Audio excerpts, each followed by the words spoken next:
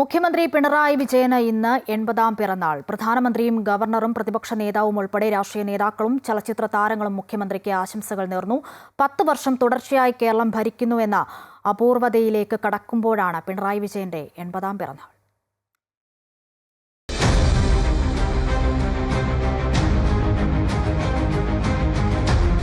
ഒരു നേതാവിന്റെ അഥവാ ഒരു ഭരണാധികാരിയുടെ ആജ്ഞാശക്തിക്ക് പകരമായി രാഷ്ട്രീയ നിഘണ്ടുവിൽ ചേർക്കപ്പെട്ട പേര്. പിണറായി വിജയനായ ഞാൻ നിയമം വഴി സ്ഥാപിതമായ ഭാരതത്തിന്റെ 80 വയസ്സ് കടക്കുമ്പോഴും കാർക്കശ്യം എന്ന വാക്കിന്റെ ആൾരൂപമായി പാർട്ടിയിൽ ഒരേ ഒരാൾ.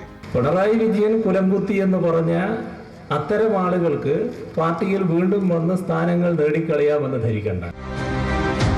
പ്രായത്തെ തോൽപ്പിച്ച മനക്കരുത്തുമായി ഭരണത്തെ നയിക്കാൻ മൂന്നാം ഊഴത്തിനു വേണ്ടി അരയും തലയും മുറുക്കി രംഗത്ത്. വർഗീയതയുടെ ഭാഗമായി ഉയർന്നു വന്ന പ്രശ്നങ്ങൾ, മുദ്രാവാക്യങ്ങൾ, അവ തങ്ങളുടേതാണെന്ന് പറഞ്ഞ് ഏറ്റെടുക്കാൻ തയ്യാറായ കോൺഗ്രസിനല്ലേ നാം കണ്ടത്.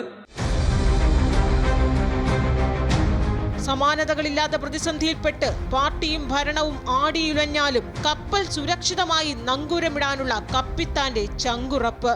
ഒന്നും എന്നെ യേശില്ല. യേശാത്തത് ഇതുകൊണ്ട് തന്നെയാണ്. അതൊരു അഹംഭാവം പറച്ചിലൊന്നുമല്ല. ഈ കൈകൾ ശുദ്ധമാണ്, അതുകൊണ്ട് തന്നെയാണ്. ഒറ്റക്കെട്ടായി പാർട്ടിയെ നയിക്കാനുള്ള സംഘടനാ പാടവവും സർക്കാരിനെ തുടർഭരണത്തിലേറ്റിയ ഇച്ഛാശക്തിയും രാഷ്ട്രീയ വൈരികൾക്ക് പോലും മാതൃകയാണ്. അളന്നുമുറിച്ച വാക്കുകൾ പോലും രാഷ്ട്രീയ പ്രതിയോഗിക്കുമേൽ ചാട്ടുളി പോലെ വീഴുന്നു. ഇനി അമിത്ഷാ അതൊക്കെ അങ്ങ് ഗുജറാത്തിലും മറ്റും പ്രയോഗിച്ചാണ്.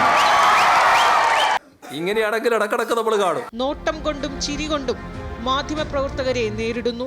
എല്ലാ നേരവും എടുക്കുന്നോണ്ട് ഇനി കുറച്ചു നേരം മുന്നേരം എടുക്കാൻ വേണ്ടി എടുത്തു കഴിഞ്ഞിട്ട് നിങ്ങൾ പറഞ്ഞാൽ പിന്നെ പോകാം. എപ്പാന്ന് വെച്ചാൽ 6 മണിക്ക് തുടങ്ങി കൃത്യം 7 മണിക്ക് മൈക്ക് ഓഫ് ചെയ്ത് അവസാനിപ്പിക്കുന്ന വാർത്താ സമ്മേളനങ്ങൾ. ഇനി പിന്നെ പറയാം.